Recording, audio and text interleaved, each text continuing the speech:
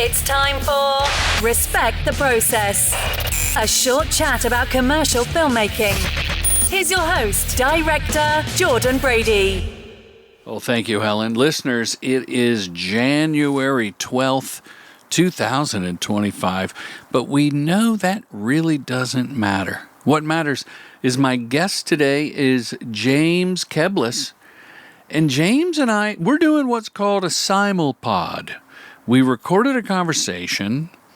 He's putting it on his Crossing the Axis podcast, and you're listening right now to Respect the Process. I wanted to keep James's intro that he did of me on his show because it was just so flattering. But I thought, no, I'll spare you. So I'll talk nicely about James. This is a guy that helps the commercial production community. He works with production companies to turn them into high-performance growth engines. He aligns the marketing, the sales, the delivery into one connected system. And we talk about all that. And you should check out Crossing the Axis podcast. I listen to it, and I've gleaned quite a bit.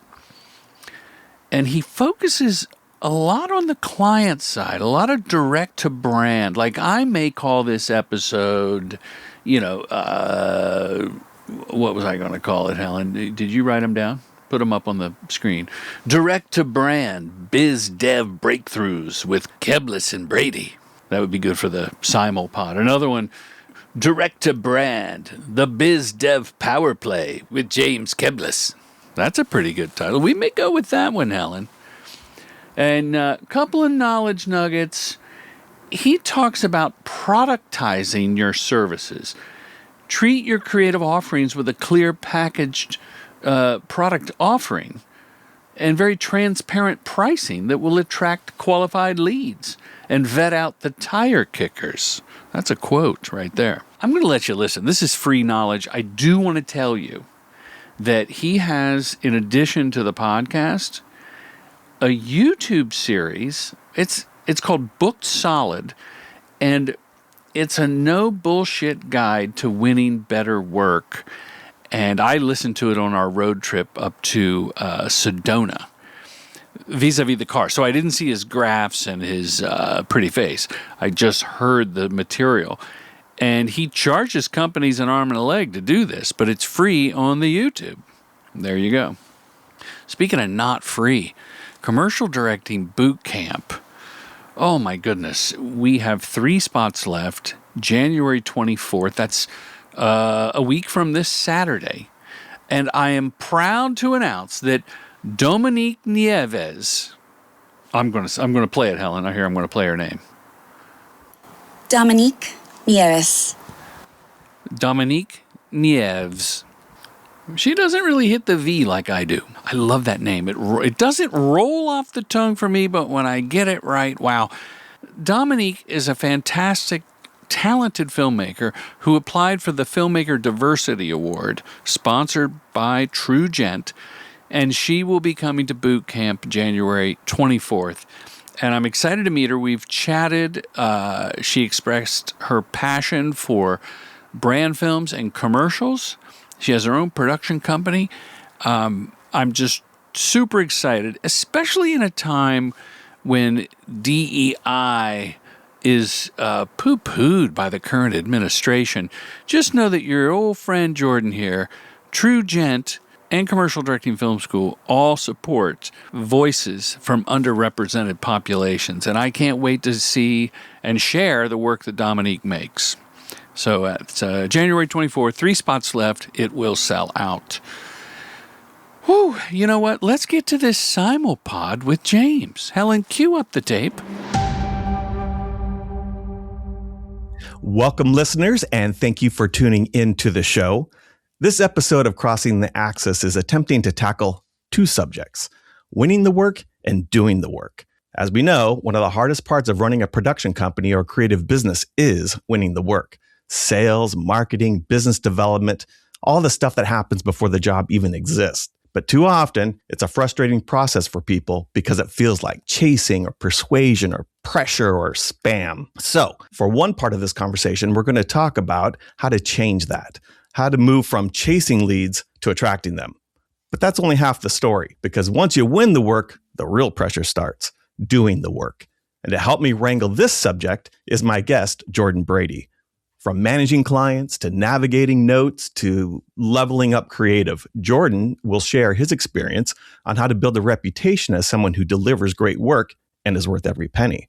Jordan has been directing in the commercial production world for a long time and also runs a commercial production company in LA called True Gent. And every time I run into someone who knows Jordan, I hear the same thing: great director, great collaborator, and a great human being. He's also damn funny, which you can verify by listening to his long-running and wildly successful podcast, Respect the Process, where he kind of digs into the realities of directing and creativity and kind of surviving in this business. So, since Jordan and I both host a podcast, we decided to have a little fun and to try something different. And we're calling it a Simulpod. Simulpod.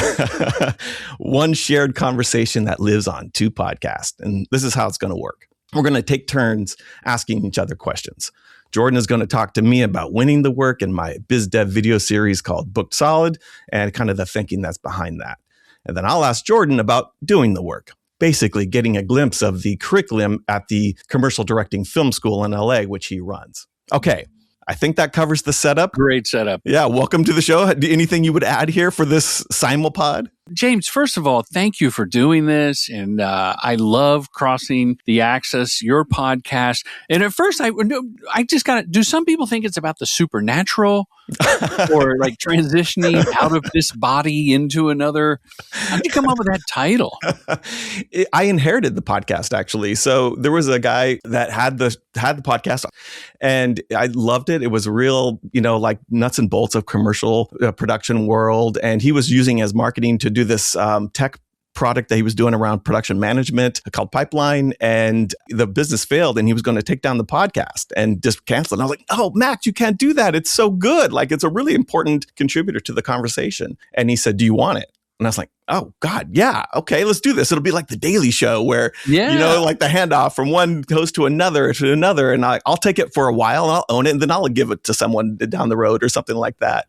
He loved that. And so I just took it and took the name Crossing the Axis. We get creep. We follow money. We start going places. And I wanted this to be rooted in production so specifically. Like I wanted to limit myself from bleeding into the agency world and all that kind of stuff. So Crossing the Axis is such a production specific name. I'm taking it so that it limits my ambition. Well, you define what you are by what you're not doing. Right. Exactly. I love it. Yeah. Can I start off by asking you to give us, because my listeners are both filmmakers that want to do stories for brands, as people say, or work with agencies still, and agency creatives are listening, and some clients are listening. It's 2026. Give us your state of the union for commercial production in the advertising space. Oh, interesting. The big question. Well, I'm probably biased because this is the world that I know. And so I'm kind of feeding into the thing that I'm already familiar with. But I think this is actually objectively true too. And that is production companies have more access direct to client than ever before. And I know that trend has gone, it's a pendulum and it swings, in-house out. But I think it's swinging so far. I think it's going to be a permanent trend. I think it's going to grow. There's just so many screens out in the world now that people have to get content on, and each one is unique, and every platform and each viewer and everything is so. And I think brands are just doing in-house creative, and they're looking for a partner who's going to make the work, collaborate with them. They bypass the agency. I've seen that more and more. And to agencies' credit, I am trying to take out agencies in some ways. That is my point of view, is bypass the agency. But agencies also are doing more, they're putting production in-house to their thing, and they're creating an offering and not hiring out and bidding on their own jobs and all that kind of stuff. So I think there's ways for everybody to win. But the big trend that I would say, the kind of landscape that I'm noticing right now, is that more and more work is going in-house. Production companies can work directly with client. It's totally good. You do have to level up your game, though. You can't be the maker of the idea and just the executor on it, with a director brand, the way you can with an agency.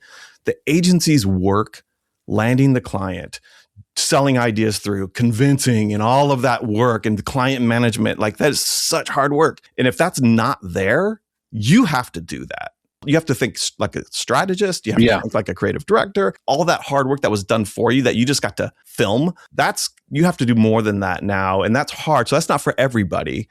But if it is for you and you can stomach that, you maybe even like that, then I think there's a tremendous amount of work for you to Oh, I succeed. love hearing this. Thank you. I love I don't claim to be a strategist, and I do rely on the agencies to have already done the heavy lifting. Like you say, landing the client, pitching the ideas, and selling the strategy and the big idea that leads to 20 scripts that gets chosen, not watered down, but culled down to 3 or 4, and then picking one to go shoot. Right. But the agency really wants to make this one too, so you're doing 2 a day. Yeah.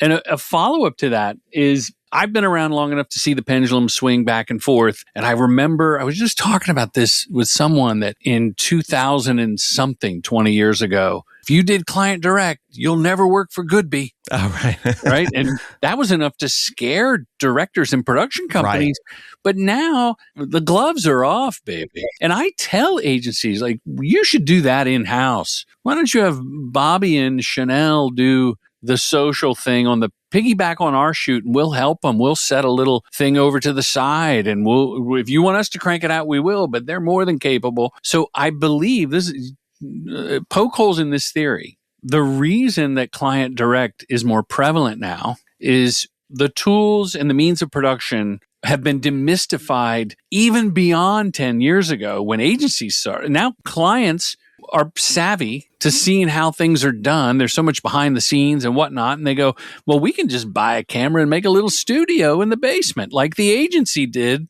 to piss off the production companies 5 years ago. I would say I see a little different than that, in that I think what you said is true, but I think what's even more true is that clients are looking at agencies and going, oh, we have enough tools to think through the idea, to come up with the logic, especially with AI. AI is so fantastic as a strategist. It's like having 10 PhD strategists on your team. So you could really understand what your customer, what your product is, how it relates to the customer, the competition, the marketplace, all of that stuff that agencies used to do and played such an important role.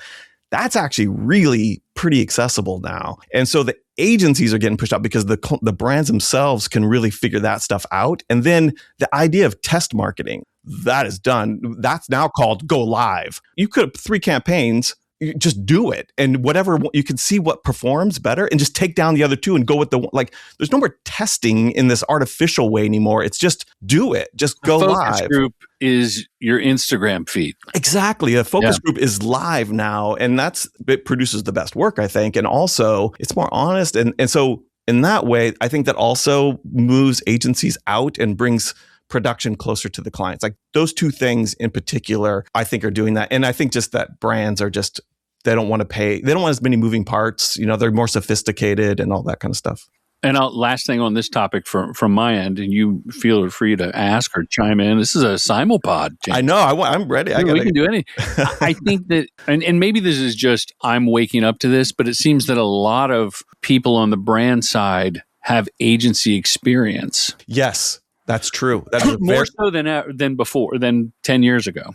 I think that's 100%. Yeah, very good insight. Yeah. So let me ask you this then. Where do you get most of your work? Is it from agencies or from brands? Where's your trend? This is what's so great about this Simulpod is I don't have a tried and true system. It seems like a lot of luck. Yeah. But the honest answer is repeat business or a friend of a repeat business. Mm-hmm. That the long tail win has been like a sexually transmitted disease. Your name gets thrown around and someone calls and gives you a shot. Relationships. And, I have reps at TrueGent, and I would say the majority of the work does come from a rep has heard about a project. But often the rep will even go, you were recommended by so-and-so. It wasn't like my reel cut through the clutter of the 400 directors. It was someone put my reel at the top because they heard good things. Right. So just being collaborative, being a good person, hopefully, and ultimately doing the work. I'm always telling newer filmmakers, you'll get hired again if the spot turned out great and maybe the shoot wasn't, a party with a piñata. But if you have a party with a piñata and you were the funniest or you were the nicest and you had parfait and caviar, but the spot didn't turn out well, you'll never work with them again. I don't think you can be an asshole. Like when I got into the business, we were on they were on the way out, but there were still a lot of healthy egos, and it was a rite of passage to be, as a creative, to be locked in the porta potty by the director, that kind of shit. Like that would never fly now. But I would say, my reel is what gets me the work, and someone passing my name along. Well, one of the things I want to talk about with you is the idea of building your reel, because you have been saying this for decades now. I mean, almost, you've been doing this for so long, and your books and your point of view just taps right into what I think is important on how to make money and get business. But before I do that, what I want to ask you in the big picture point of view is, so you run this thing called Commercial Directing Film School. You've been doing this for a long time. You can learn more at commercialdirectingfilmschool.com. Well played, my friend. And that's in LA. And the thing that I want to know from you is, what's one of the things that you used to teach that was really important but isn't important now? And what's the thing that you teach now that you didn't even think of back when you first started it? Wow, that's a great question. Thank you. So I did the first commercial directing boot camp in, I think it was like September of 2015. Okay. So over 10 years ago. Yeah. And some things have come and gone. What I never thought of in 2015 that became a thing probably 7-8 years ago was really try to get an in-house directing gig at an ad agency, because you won't get the big jobs because they'll go, you're the kid from down the hall, but you'll get your 10,000 hours. You'll get your reps in at the gym. You'll get these assignments. Devin, grab a camera. Sally, get a microphone. We're going to shoot a commercial and you're going to direct it. Right? So similar to, I guess what I haven't thought of that I will be teaching, I don't know when this comes out, but January 24th, I have a boot camp in LA. And I will be telling them, work on the brand side, because the brands now have an in-house production company. Yeah. Which, given the fact that we both agree that kind of the holy grail is that direct to brand for a production company. Yeah. That's an existential threat, kind of, that brands, Walmart opened a studio last year. I know. Yeah. So when I was a stand-up comedian, you would make fun of people that were Walmart greeters, a senior that got a retirement job just greeting people at Walmart. Now you could be a Walmart director. Right. And I'm saying that with reverence. I understand. That's the truth. I mean, there's no more purity test anymore. And we're all trying to make a living. We're all trying to make money. And the way I see it is like, I think there's a hang up a little bit about working directly with brands because of a brand like Walmart with not a great rep. But my point of view is all brands suck. I don't care about the brand. I don't care about the product. In fact, you shouldn't care. You should have an objective point of view as an artist, as a maker of something, regardless of what it is. Treat it with complete objectivity and shoot it and make great work, and care about the people that you're working with, the client.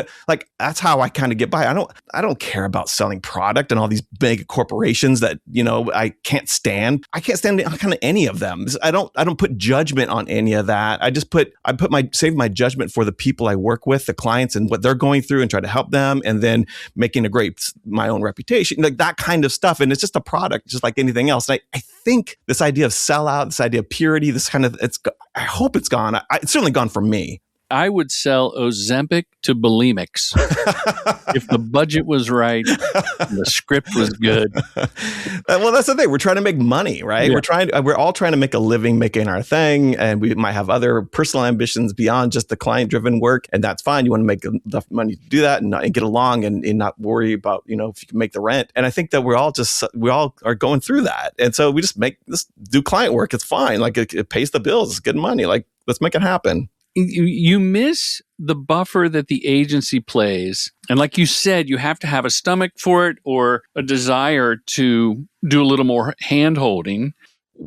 How many people have gone through your commercial directing film school? Well, if you count the online master classes, and I license them to the Filmmakers Academy. It's the same price. It's like you can buy a MacBook Air at Best Buy or the Apple Store. It's the same. Yeah, right. But if you get it through commercialdirectingfilmschool.com, you get a free consultation call with yours truly. Whereas if you get it through the Filmmakers Academy, you don't. But they have so many great courses at the Filmmakers Academy. If you count all the people that did online with me, with them, and then boot camp for 10 years, we're coming up on our 5th year of the retreat, probably about 4,500 to 5,000 people. Boot camp now, I only take 10 filmmakers. For a while, it was 20. And then I started 15. I went to 20. I did one at 25, and it just was less personable. And my bandwidth was not able to handle it. So now it's a very personal thing. So you figure 10 years, 3 or 4 boot camps a year, do the math, a few hundred boot camp people, filmmakers. And some have gone on to direct big campaigns, to like sign with production companies, start their own companies. And some have said, I don't want to be a director anymore after your boot camp. Straight. Yeah, well, and they said, thank you. I had a script supervisor who said, she goes, I've always wanted to direct, and I ended up being a script supervisor, and I always see the director. I'm sitting there with the director. You walk away and you come back, and I want to know what's said in that village. So at boot camp, she learned, she goes, I don't want to be a director anymore.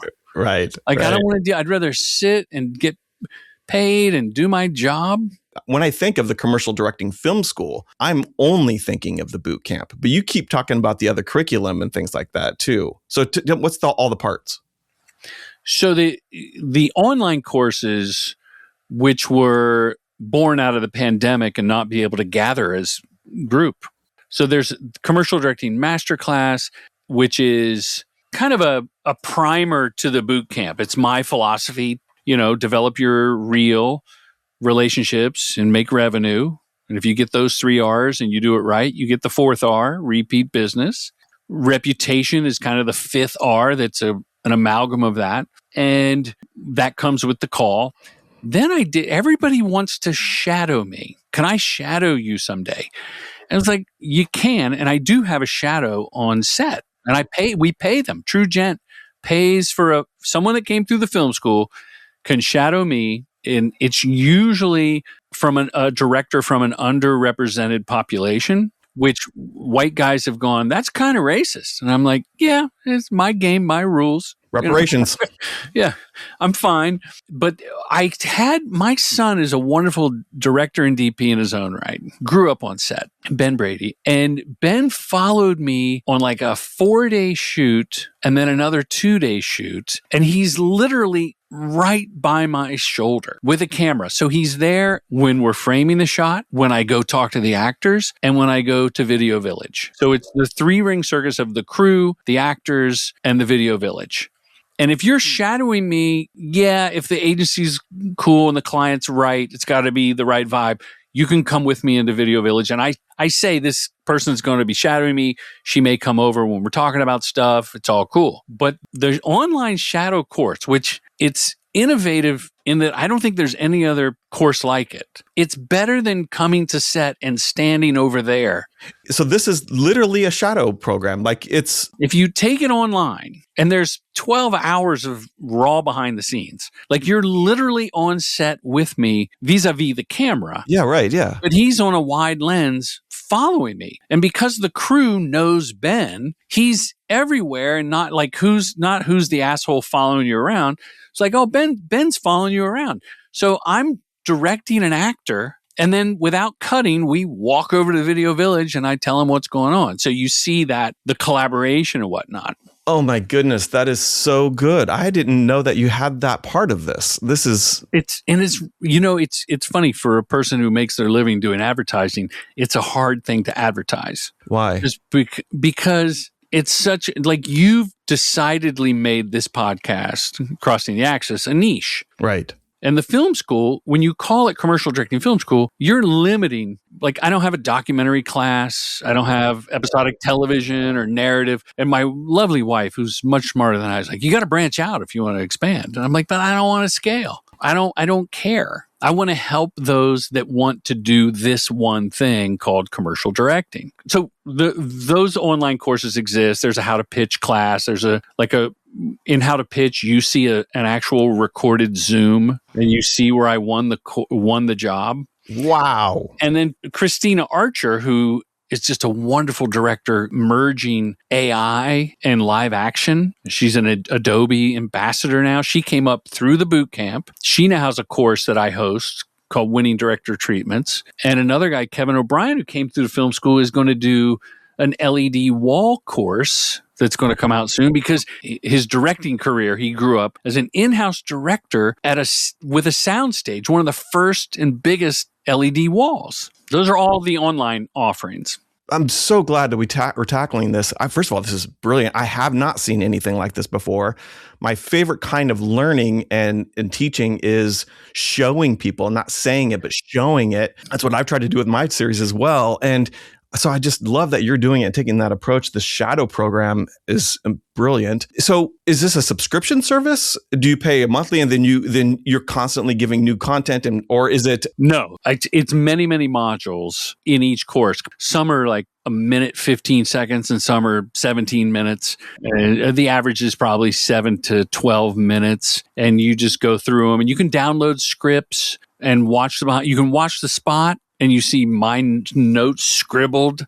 I scanned all my notes from my process of pitching. Oh, goodness. So it's really fun. And one of the things, like the LED wall didn't really exist, but we went back and added that to the master class, to the Shadow class. And then now I'm currently in the middle of directing, air quotes, my first complete AI commercial. And I catch a lot of shit from it, and I make AI commercials for the boot camp, and people are like, isn't that, hypocritical that you're teaching filmmakers with AI that's going to replace them? I'm like, I just like their thing and reply, smiley face. Like, it's just a tool. I mean, it's a tool that you get to direct. I mean, it's a fantastic tool that you get to direct. And well, so to answer a question you asked a bit ago, what is something that I'm preparing to teach on January 24th at the boot camp that I never would have thought of is AI in prep, AI in ideation, and AI if, like, I was editing a short film for my wife and they needed a drone shot to bridge two scenes, and I made it based on their footage they shot, and no one even noticed that they didn't shoot that. So I think brands and agencies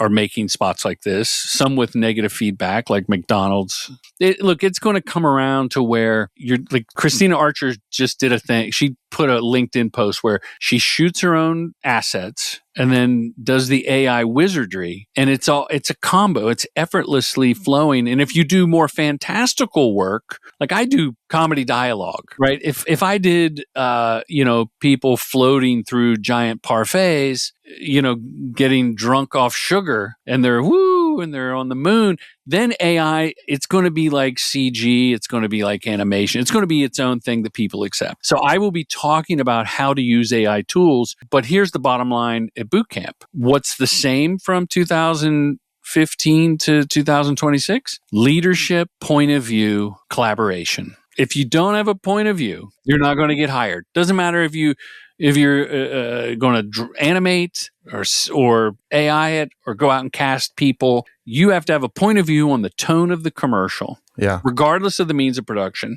And why. Yeah. And you have to be collaborative or really, really great. Yeah. Yeah, right. You better be so good that people can overlook that other part. Yeah, right. You reminded me of something I learned from one of our colleagues in the business, Jillian Gibbs, who's a fantastic client side and written books on production and just such a great person. She said this to me and it's really stuck. And she said, in the future, there's going to be two worlds in commercial advertising. There's going to be a world where people are going to be served content on demand instantaneously, the speed of light, the context of who you are, what you're looking at, where you're sitting, and all the people around you. And you're going to get an advertisement that is going to be specific to you at that moment. Parallel to that, there's going to be bespoke, really high-end custom work that is and both of these worlds are going to live together. And you can do both. There's going to be value in these throwaway ads, and then there's going to be the ones that actually do mean something, where the story or the acting or this real life, the authenticity, the vinyl version of it is going to be valuable. And that's going to mean something too. And both of those things. And I think that's just what we have to prepare for. You know, the Apple spot with the puppet critters in the woods, and it was shot on an iPhone. It were real puppeteers and probably a little AI snuck in or CG or whatever, but it was so good and heartfelt. It kind of gave you Spike Jonze feels where the wild things are. And it's both a brand spot and a product spot for the new iPhone. And I think those kind of spots are going to exist forever. When people go, no one watches commercials, that's not true. People like great commercials. And then the instantaneous stuff, I do see that happening, because right now, if I'm on TikTok or Instagram scrolling, I get a thing like, is this reading my brain? Right. Well, how does it know that I need adult diapers, right, that are discreet? And it serves me that ad. Now it's already made. It's not made instantly, and it doesn't say my name yet. Hi, it's me, Jake, the editor. You probably know Commercial Directing Film School offers in-person boot camps and online courses. But did you know my dad does one-on-one consultations? Yeah, he does. So, now you know, okay? Anyway, now back to this enthralling interview. Let me ask you, with your new video series, Booked Solid, and who are you trying to serve? Who are you helping? And how do you help them? Because I feel like the Booked Solid is a way you're going to help your clients. So who are your clients, first of all? So my clients are commercial production companies. So I've been doing this as my own practice for 2 years now. And before that, I worked in production companies and agencies and even client side. But doing my own practice and taking on production companies as clients and then building out their sales and marketing system. And over the couple of years, about a dozen clients, seeing just the same consistent patterns kind of over and over and over again. And just realizing that I had something that I was like, God, every time I get a client, I can predict how it's going to go. Like, it's almost all like the same rules apply. It's specific to each one, but like, who are you? What makes you so special?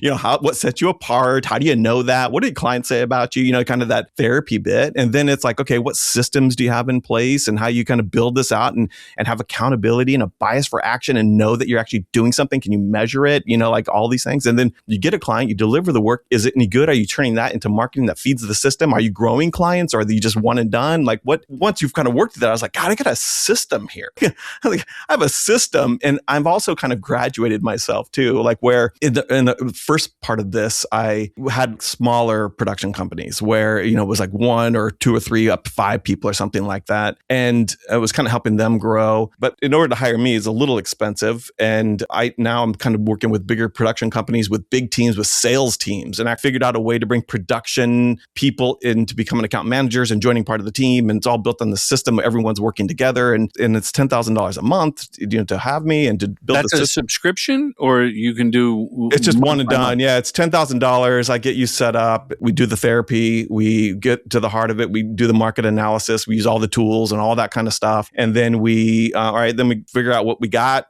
One job pays for that. I mean, there's listeners going, $10,000. But really, if you book one decent, even mid-sized job, you have to see it as an investment. If you see it as an expense, then you're already looking at your whole business wrong. It's an investment. You have to see, like, I'm going to pay this. I'm going to be up. We're going to have accountability. Everyone's going to be working on this. We're going to grow clients. Everyone's contributing to that. You get more work. I mean, that's the thing. And I've seen that pattern. My clients have had success, sometimes the way we predicted and sometimes not the way we predicted, but still having success. And it's been kind of remarkable. So I created this. I was like, I want to write a book, as we do. I'm going to write a book. And I was like, God, do people read anymore? And I'm like, I don't think so. I was like, you know what? I'm in video. I'm going to do a video series. I'm going to do a complete video series of everything I've learned from soup to nuts, the whole thing. It's going to be a self-guided thing for people that have time, but not enough money. So if you don't have the money, you can't afford me, but you have time, here it is. 10 episodes for the whole thing, everything you need How to much know. does that cost? That's free. That's free? You can have it for free. Why wouldn't someone I was going to ask if there was a discount code for my listeners, but you're saying Book Solid is free. It's on YouTube. It's a playlist. You can just go there and start your journey through the whole thing, self-guided, and it's very specific. Like I'm theoretical. Like each episode usually starts out with theory. Okay, here's what we're going to talk about. This is how it relates to the thing before that. And now this is why we're talking about it and how you have to think about it. And then the second half of the episode is usually, okay, me sharing screen, walking you through that, like actually taking you through it. That's why I appreciated what you were saying so much about this shadow position with the camera point of view and seeing what you're doing. That's how I love that kind of teaching. I think that's a great way to learn as well. It also makes it harder to bullshit. So there's more truth to what you're saying. So, and I'm getting the point, the feeling that you're not telling people to put on their about page or their landing page, we're a collection of storytellers that reaches the heart of the. You're not allowed to say storytellers. You're not allowed to talk about your narrative work. You're not allowed to. The whole thing has got to be, and this is what you and I do, right? The whole thing has got to be about the client. Yeah. The number one thing, and I talk about this in that episode too, is just, it's not about you. They're the hero. You're the guide. Everything. If you want to talk about your narrative, you better talk about how it serves them. Your website, your marketing, your voice, your point of view, everything has to be so that when you are out there marketing yourself and your potential client comes across your work, they see their pain in what you say and that you have a solution for that pain in some way. It could be your version. In fact, it should be your version of it, but they need to see themselves, not you, and how you put that out there.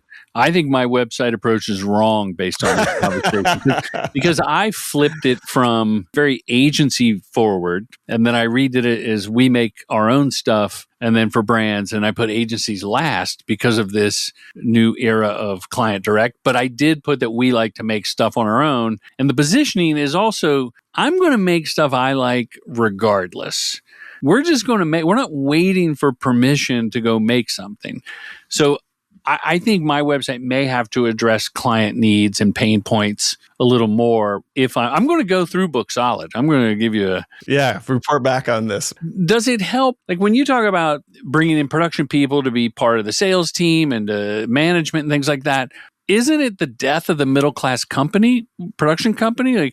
Like I'm really small boutique. Yeah. Right. It's me. I have a partner, 3 directors and counting me, and a sales team. And I'll outsource PR from time to time. I'm pretty visible on the socials and I step in good press. But can we benefit? A company as small as mine benefit? From taking this approach? Your course, ponying up the 10 Gs? Oh, I think, yeah. So it is critical. It's the only way you're serious about business.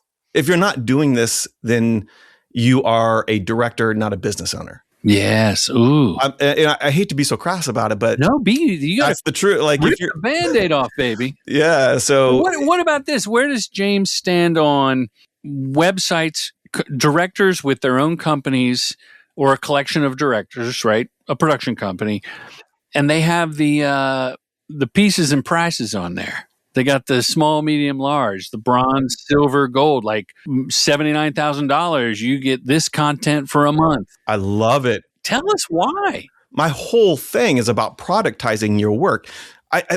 There's this belief like we're a creative agency, so therefore we don't have a product. Everything is, no, you do have product. Every company, every business has a product. And you can still stray from it. If you got a board from an agency, old school way, and they saw on your website, well, we want the $79,000 commercial. You can go, well, you have the elephant parade, so we can't. That's going to be $179,000. Demystifying all of those things up front. So a client, first of all, it makes you seem like a more honest broker, and also it starts a conversation and it vets people out. So why would you want to waste your time talking to somebody who can't afford you anyway? Like vet them out, but like vet them away from you so your time's not wasted. So you're only attracting. That's my whole principle of this whole thing. Stop chasing, start attracting. So do the things, do the therapy so you know who you are, so you can talk about yourself to the right people, and your work, the the campaigns that you make, that's your product. So you need to be talking about that in such a way that some targeted lead, people that you've identified, that you say, I bet you we could really help them. I see what they're doing and it's not as good as what I could do. Let me take this work that I did recently. I'm going to turn it into some content, or I'm going to talk about it in such a way. I'm going to put it out there, and then I'm going to share that with them. I'm going to go, hey, I was thinking about what you're doing here. We just did this thing. I bet it could work for you. Not sure. There's, a lot of things I don't know about you, but if you think check this out. And if you think it's interesting, hit me back and we'll jump on a call. That's attracting, and bringing people in based on your work. So productizing and putting prices on your website, that's you getting good at productizing. If you can do that with some great, and always have options, by the way. I had no idea you were going to answer that way. Because I think sometimes you want to be the cool, and this is the filmmaker attitude. You want to be the cool director. I don't have pieces and prices on my website. If you're going for the mysterious route, I talk about this in my series. If you decide that you're going to be the mysterious kind of marketing person, like you better be so good that other people are talking about you. That's the only way that works. What chapter is that? That's chapter 2, actually. Chapter 2. Yeah, biz dev therapy. That's it. Where I bring down some hard truths on people. It's a little painful for folks. And what about differentiation? There's so many directors. You had a guy, and I was pissed, but I'm sure he's a nice person and I wish him well. There's a guy, he started a company in Austin. You had him on. I was driving to Seattle, and he has I think 9,000 directors, but he has no roster. What was his name? That's Luke Lashley. I loved that conversation. It was a great conversation. It made me mad at first. What made me mad is at first I'm like, well, you're not selling directors, but he is selling directors. It's just from a director's point of view, you have to stay top of mind on his mind for him to think of you. Because the Directors Network has been around for 30 years. You have to stay top of mind when an assignment comes up that they're thinking of you to put you up to bat. Yeah. Or maybe he puts up 12 directors. But the rosterless company I've seen, in the last 2 years, proliferate. The future is producers have a great role in the future. Yeah. Because they can assemble teams for projects fast. Everyone's so well connected, and it's so easy to do that. Luke Lashley in that episode where it was basically talking about freelance or like having a team of directors, and he does this really well. I mean, he's just after pursuing work, and he gets into the reason I like it is because it also aligns with my point of view, and that is you really have to know your niche. You have to know like you were talking about your website, and I'll say there's many great things about your website. One is it is so clear that your expertise is in comedy dialogue. It resonates. You say it resonates. I know you're the go-to, and also you're really funny. Your content backs it up. I believe if I want comedy spots to go to you. Now, the thing that you could do that would improve upon that would be to why comedy works better than something else. You could level that up and go that direction. That's the kind of content you might share based on work you just did because it performed really well. Luke taps into that. Luke is really thinking all of the time what jobs are available or, on the market. And then he finds the people that are perfect for that job and then lines up the pitch in that way. And I think that's kind of the future. And that's why I thought his point of view is very controversial. I think that's how it's all trending in that direction. It's a great episode. His approach works given that he has solid relationships. Now, the rep model, where a production company has a sales rep and pays her or him or they monthly, usually a retainer plus a commission based on the work they bring in, I think that's still viable. Not in the client direct, because the direct to brand, I shouldn't say that. Reps have gotten me direct to brand. But their forte is longstanding agency relationships and having their finger on the pulse of the agency scripts. Where do you stand on all that? Yeah. And I should say, my point of view is direct to brand, and that's the area that I know best. When Luke does his episode, it is about working to agencies. It's not direct to brand. Yeah. So it's kind of interesting in that way too. And I think that going direct to agencies is different. I think that's where reps actually probably make sense. for the most part, I think most reps are bad, and you're probably not served well by your reps. I have a podcast episode about a year ago with Doug Stevens, and he is rep. Yeah, Doug is fantastic. In the Midwest. He's been around forever. Right. He's great. Oh, I mean, I love Doug so much. And he came on and said, the episode was called, "Should You Hire a Sales Rep?" And he himself, a sales rep, says, dude, watch out. Like there's a lot of times you don't need one, and be careful who you're doing with. And he gives the nuts and bolts about what to look for and what to be worried about, what to walk away from, and how to put the deal together, the whole thing. So in that agency world, I do think a rep works well. It is relationships in that way. They're fast relationships. They change a lot. There's a lot of maintenance in that relationship.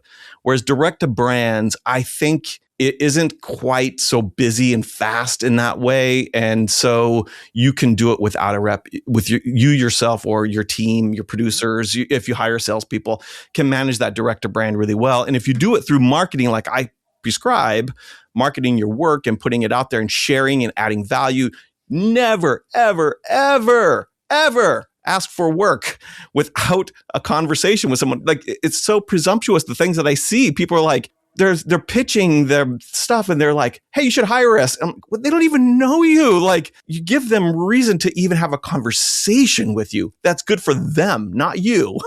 And then maybe you can work into that. I agree. There are people that show up in my feed, and I'm sure they're well-intended, but they talk about, how to do cold outreach. The number one sales biz dev work you could do, the number one by far, is growing the clients you currently have. Like that's like grow clients. I do have a episode in my in the series about Book Solid on YouTube. Thank you, Keblas.com. But it's about how to turn producers into account managers, how to think like account managers. It's all learnings from Jenny Plant, who's a fantastic account management coach. She has a great program. Highly recommend her. I've had clients go through her program. I know Jenny. I mean, it is smart stuff. How to grow clients. That's the first thing you should do. Well, I told you about Prof G, his online courses, right? His brand sprints. And I'm in the courses with people from around the world, like cohorts of a few hundred from, India, Japan, the former Soviet Union, communist bloc countries, Europeans, Brazilians. And I think there were some Meta and Google teams that were paid to do these courses. And they said the same thing. He said spend, and I twisted this into boot camp. If you took the clock of your sales time as a filmmaker, as a production company, 1/3 of it at least should be towards current clients. 100% agree with that. So like in my video series, what I say and show is that there's only two kinds. So the CRM, right? You have a CRM. It could be any CRM. In my video series, I use Copper. I like Copper. It meets you where you are. There's a whole reason why I get into that. That's their slogan? Meet you where you are? Or you just made that up? I just made that up because that's... I think we got to get the Copper people on the phone. So you'll see me in Copper, the CRM, and there's a pipeline. There's 5 pipelines, but there's one called the development pipeline. And that's where there's only 2 kinds of people that can live in that: clients and leads. And when you make the work and the work is done, those clients go back into the development pipeline as clients. Meanwhile, you got new ones coming in as leads, and they have different functions. And what I make, and all of this is in the series, so I'm not saying anything that you have to find me for. You go to the episode, you'll see how it works in the episode called Development Pipeline. And you'll see that I make the cards, these cards, you have a board, right, with your sales pipelines and your engagement and all this kind of stuff. In those cards, too often, people use those cards as like a library card. Like it has information of the client name, the value of it. It's just dumb information. It doesn't have any real significant value. I try to turn them into instruction manuals. So I create custom fields into those cards that tells you, prompts you to answer the questions about how that will then take that card and move it to the next stage in that pipeline, and then eventually to the next pipeline to land the deal. And every single card has instructions that you need to answer and to do in order to move these things along. Nothing sits. Everything has got a bias for action. How does this move along? Action step. action step, and it's in the cards. And the reason I bring that up is because I have one for when you have clients. So in the client section of the card in the development pipeline, there's all of these prompts that say, what kind of relationship do you have with this client, and be honest about it. And if it's a 1 or 2 or 3 or 4, then do this 1, 2, 3, 4, and then then do this. So there's a very specific formula for that in the cards. It's like a system. It's a system. It's the book solid system.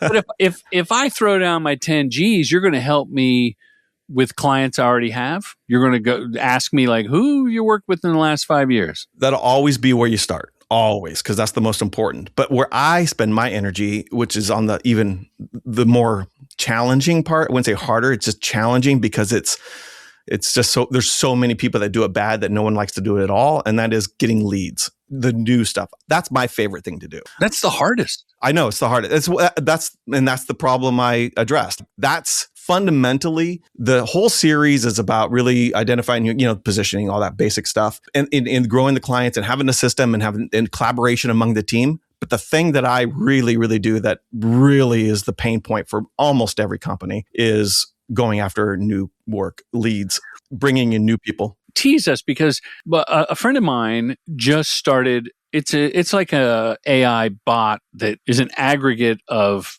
business leads, but it's so top level. It's never going to turn into call this person. They need this kind of video. Yeah. It's this, hey, they're going to start marketing Pepsi again. Oh, great. Okay. Here's the CMO's LinkedIn. Okay, great. Like that's not going to help me. And I told him as such. I said, this is a waste of a newsletter. When I had Agency Source, which is, for the listener, it's a database of clients, and you can get their agency and the personnel working for that client. And they claim to keep it up to date. No shade on them. I just didn't know how to do it. It's got a built-in CRM as well. But I wasn't good at deciphering or like sending out that email. I did one. I accidentally sent it to like 1,000 people, and it looked like spam. And one person said, "Take me off this list." And well, there it is right there. That is an exhibit A of what I'm talking about. It's hard to do. It's painful to do. Most people don't know what they're saying. They don't know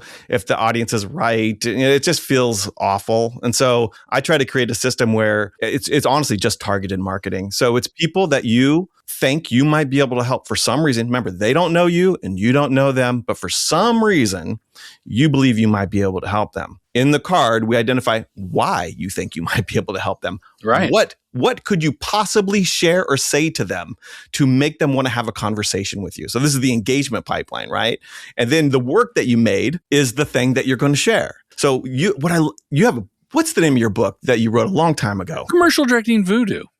Commercial Directing. 25 years of experience for $10 on Oh Amazon. my God, it's so good. I love that book. I love. I didn't read it. I listened to it. Yeah, you missed the drawings, but I know.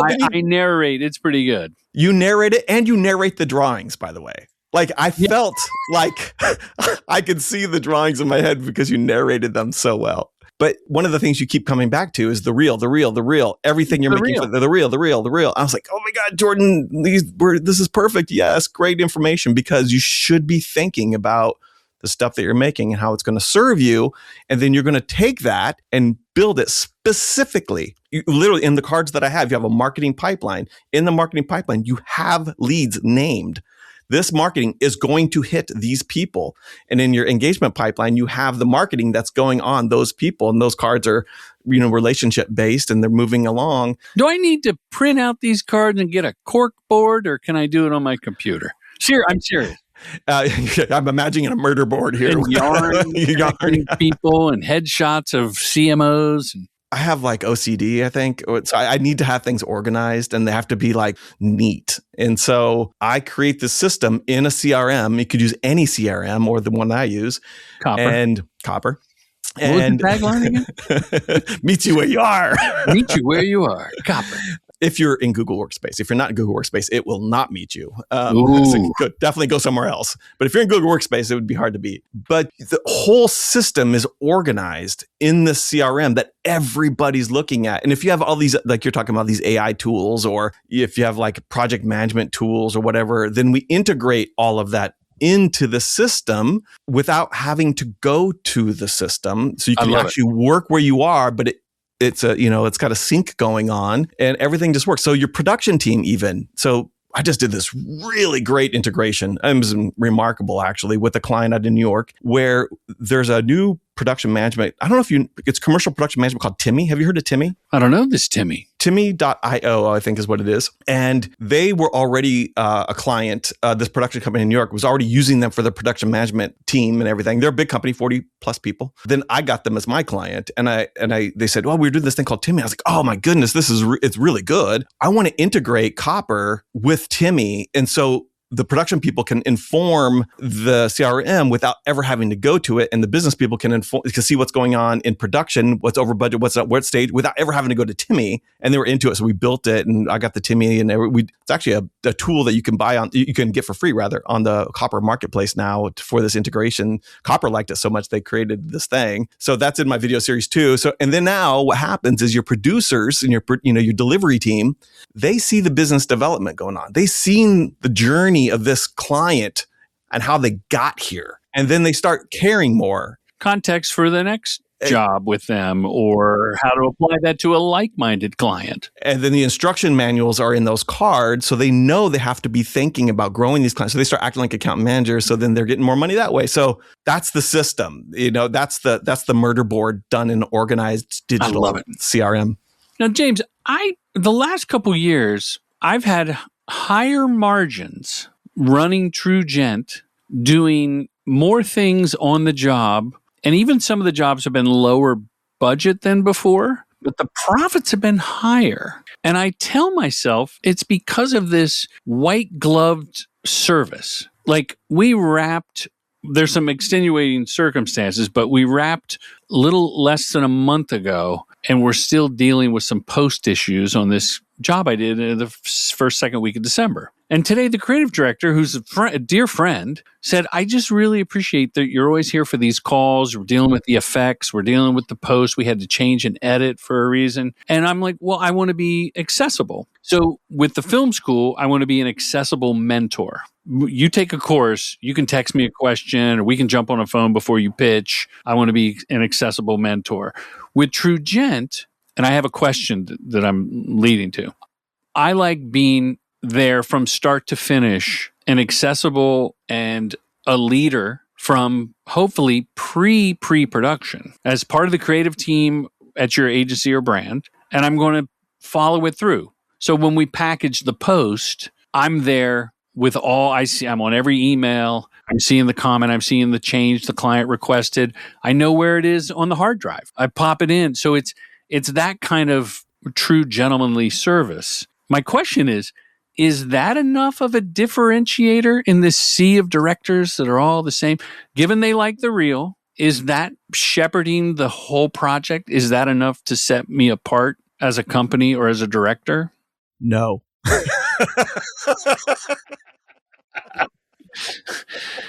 Helen, cut that.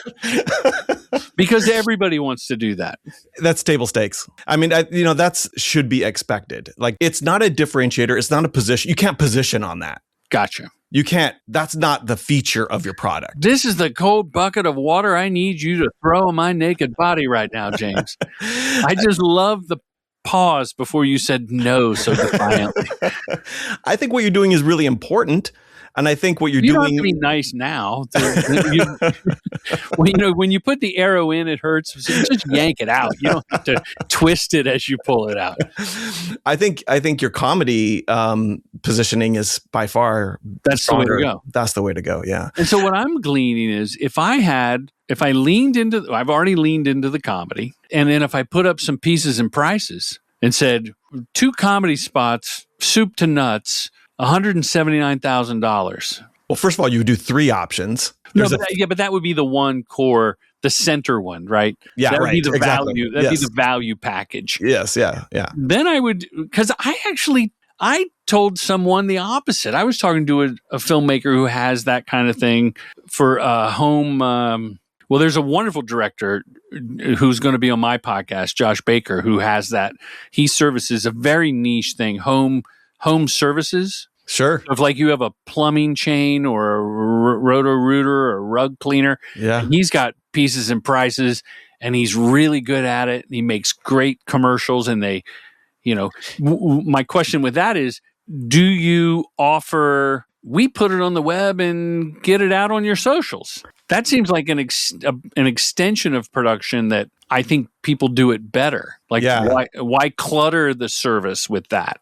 These add-ons. Yeah, partnerships are fantastic in that way. Let me explain why positioning yourself as the white glove customer service experience isn't enough. Sucks. Why it sucks. It isn't enough. Clients want to pay for performance. They want work. They want to know the marketing works.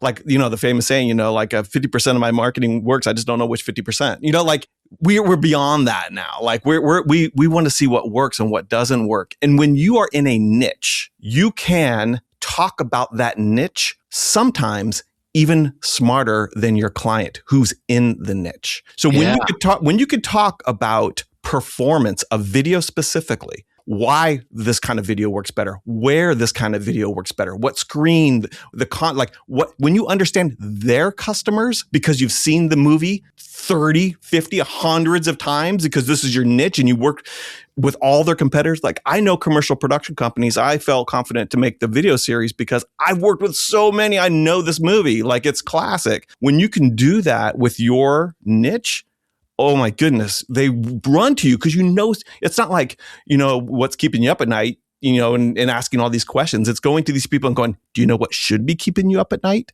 I know something. And you scare the shit out of them and they have to talk to you because you know something that they don't. And then you can engage them. Getting a conversation is the hardest part. Get that conversation going, unpack what their needs are, what their pain is, and where their goals are. And then talk to them in some intelligent way based on your deep knowledge of experience in this one area, their customers.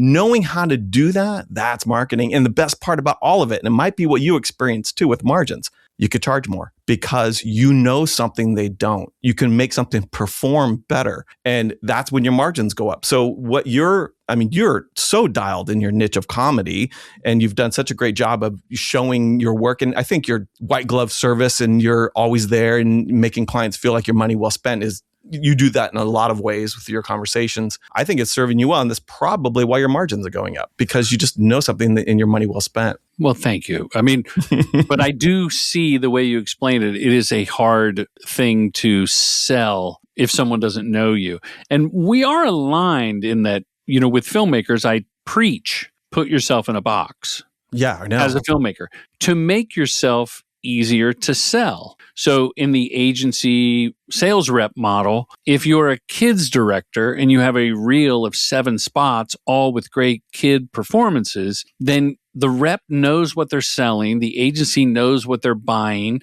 They can show your reel to the client going, we found the expert at children. Now, she also shoots penguins, but we don't have any penguins.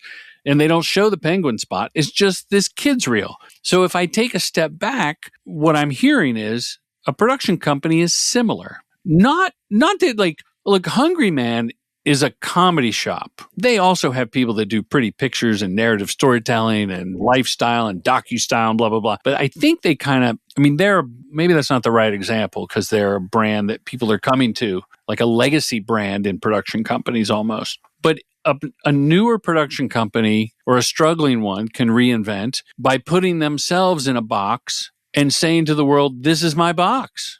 It's counterintuitive. It somehow defies physics. I don't know how to explain it. But the more you niche down, I actually go through this in my video series too. I have this client who was like, I found him and he had this company that was kind of branding and video and creative and like it was kind of everything for everybody. And then we niched this thing down so far where he went from like that to video, and then video for corporate social responsibility. And from there went in and all the way down to ocean health. Wow, that is specific. That's the path we went on. Yeah. We got down and every single step we took further in, more opportunities revealed themselves, not less.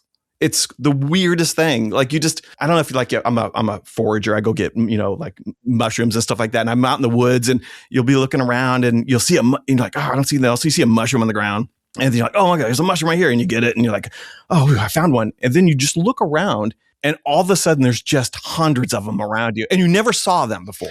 my friend who has been to both boot camp and the Joshua Tree retreat we do in October, Leif Ramsey and his lovely wife, Lucky, run Pathfinder Films. And while not a tourism company, they do a lot of tourism spots, which I know he's done some aquarium work, which is kind of a touristy thing.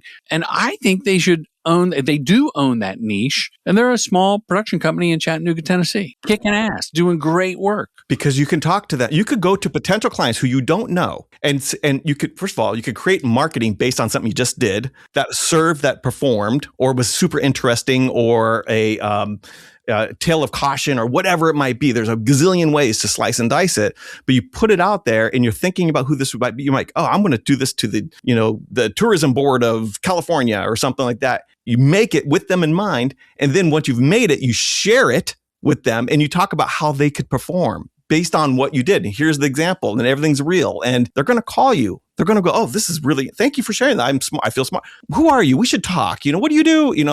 And remember, the niche that you are focusing on, right? You comedy directing, comedy dialogue specifically. It's not the only thing you do. None of that. No, but you hang your hat on the one thing and people will still come for the others.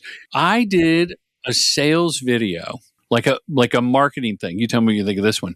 Specifically for tier 3, which is like local car dealers, where the owner of the dealer stars in their own commercial, because I've done hundreds of those. Mm-hmm. And I came up with a package. I worked with an agency. We sent it out to about 2,000 people. Couple of nibbles. I could track where they watched on the website.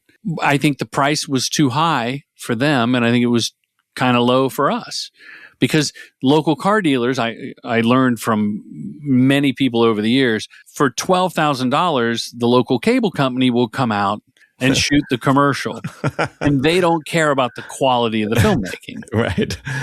But it was everything you're saying put into practice. Here's a case study. Mm-hmm. Here's what I've done. Here's what I can bring for you. I know what your problem is. And I know you like to be in the commercial. Right. Yeah. But we wanted to do it for $150,000, which was like, how the hell are we going to pull that off? And they're like, well, I pay $12K and they'll make a new one every month. And then you say, well, how much work did you get out of those? Because my $150,000 commercial will get you $5 million worth of work. I had the market share graph from previous clients.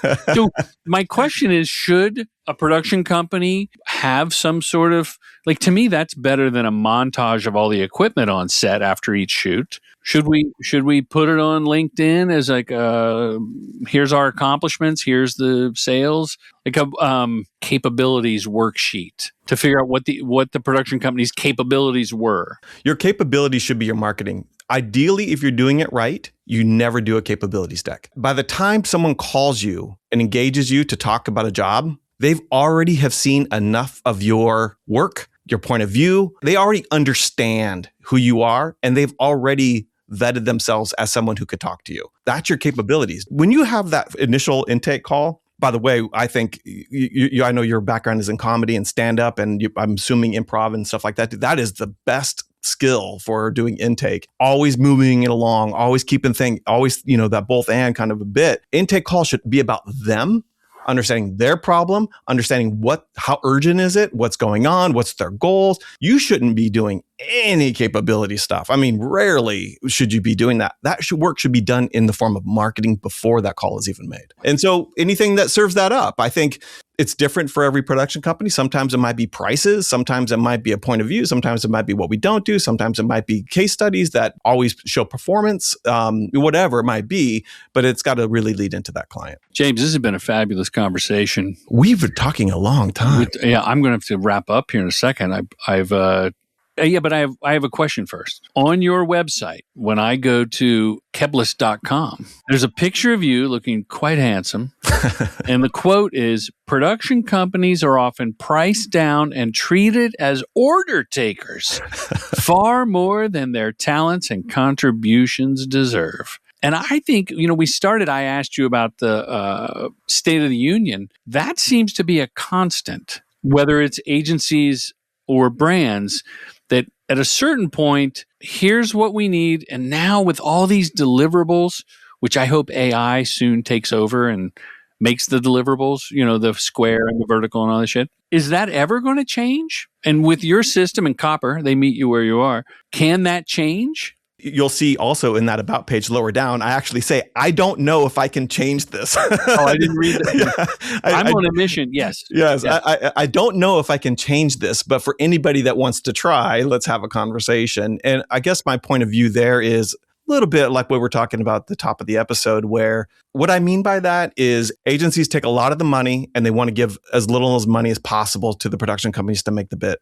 And they price them down hard. And I think that there's an opportunity, I know there's an opportunity for production companies to take that bit of agency work, take that bit of agency money and get a bigger piece of the pie. And so that's but like I said in the very beginning, it requires a next level of work, and not everybody's cut for that. An understanding of what that work is. Oh, it's so hard. Agencies do really hard. I don't want to undermine agency work. It's really hard, really good, very important. If you can do it as a production company, at least, actually, you don't have to do it as well as them because the client is already doing half of it pretty well already. You just need to be able to do half as well as them. If you can do half as well as them, along with the client doing the other half in AI, then you can really succeed. But if you don't even have it in you to do that, then I think, stay working for a client agency. That's a fine lane to be in. There's nothing wrong with it. It's healthy. It's fun. It's good. The people there are great too, but there's more to be had. That may be something that's changed from when I started the film school vis-a-vis the boot camp to now. Is in the beginning, and it's in my book that you heard, right? Commercial Directing Voodoo. I would say God bless the agency because they like I said earlier, they run interference. They came up with a strategy that led to the idea, that led to the scripts, you bidding, winning the job. But if you want, like you said, if you want a bigger piece of the pie, you got to put on your big boy pants and maybe learn some new skills. That's exactly right. Or bring some people on. Partnerships are fantastic in this way. Develop partnerships. I can't stress that enough. Find someone that's a media buyer. In the niche that you have, partner with them. Sell you and the partner together when you're, like that kind of stuff. That's how we pitch the post. I mean, people have been doing that for years, but packaging the post with the same people I've been working with, Session City, wonderful group of female-owned company. So we partner and we work out on a case-by-case job. Will I edit? Will they edit? They're going to color. They're going to conform. They're going to do all this stuff. And it's no different than being one company going down the hall. Yeah. But instead, we just Zoom and treat it that way. So with that mentality, why couldn't I call, and I have called copywriters in package jobs where the client, back when this was like an anomaly, hey, can you write some scripts? So we wrote some scripts. Yeah. We've hired copywriters when it was like a network. It was like Nat Geo or somebody years back was like, yeah, pitch us some ideas. Right. And rather than just being a director going, okay, let me write some ideas, pulled in someone who has that muscle. Exactly.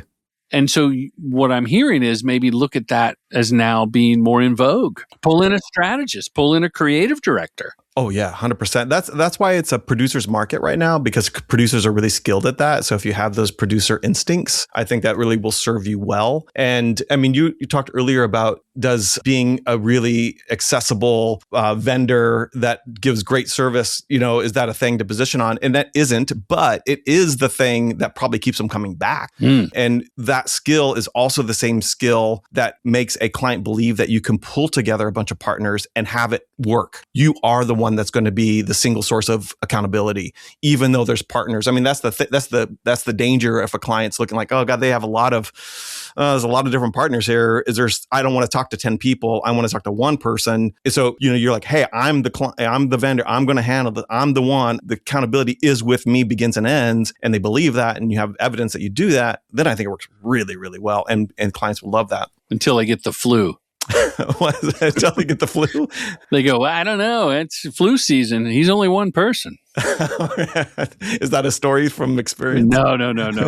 But, okay, let's land this plane, James. Yeah, we have talked so much. This might be the longest episode I've ever done. I think we probably should save the rest for part 2, part 3, part 4. We got to figure out how to keep this going. It's so great that you and I have finally connected. We're doing a Simulpod. This has been a fantastic conversation. any parting words that you need people to know about being a good director? And like, what's the thing that you want every person that goes through your program to just take away? What's the number one? I was thinking about this, not that specific question, but I was trying to anticipate what you would ask me. And I think one thing that I've gotten great feedback on that I've done for years, not in the beginning of my career when I was an asshole, but that is you get the takes that you want for your reel. You first shoot the script because that's been vetted, and there's a copywriter and there's an art director, and you're of service to this job. And then what's really worked for me is to go back to the village, not get notes over a walkie-talkie, go back to the video village and say these words. I love it. I'm super happy. How can we make it better? Oh, good. It's a little jujitsu because I really mean it that I am happy. And when I meet a new first AD, because, they're on the walkie-talkie talking to the producer in the village, and the producer relays notes and everything, I never fail to tell a new AD, I don't want to hear you say,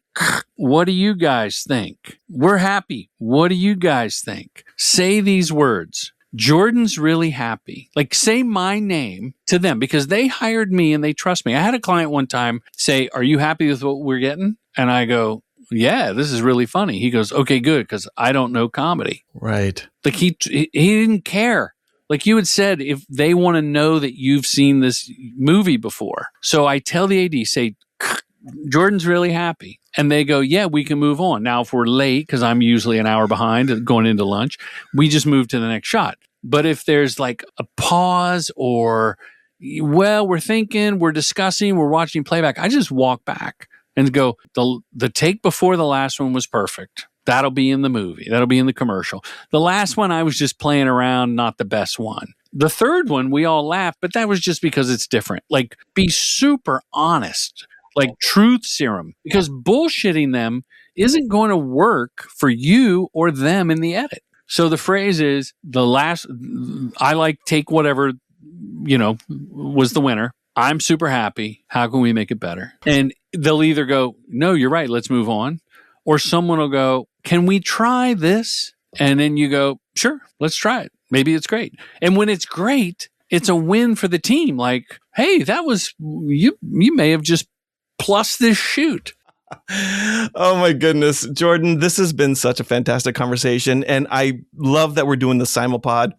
And you have so many great listeners and they already know you so well, but I hope somehow I've uncovered something for them about you that they didn't know and that they just see what a valuable asset you are to this business. No, thank you. They know I'm wearing diapers. They don't know that. When my listeners at jordanbrady.com or Apple Podcasts or Spotify, whatever, when they click on your name, James, should it take them to the Book Solid Biz Dev series on YouTube? Should it take them to Keblas.com?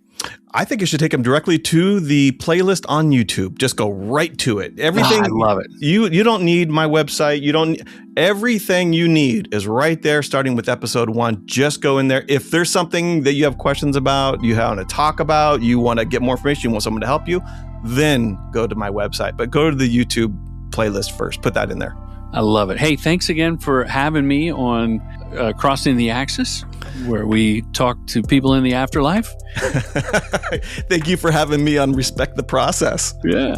Okay, man. Have a good day. I can't wait to get great feedback from everybody. Right on. Thanks, man. Bye. Commercial Directing Film School's mission is to help filmmakers direct commercials professionally. With online courses and in-person boot camps, we demystify the process to get you to the next level, all taught by your accessible mentor, filmmaker Jordan Brady. True Gentleman Industries. We make commercials.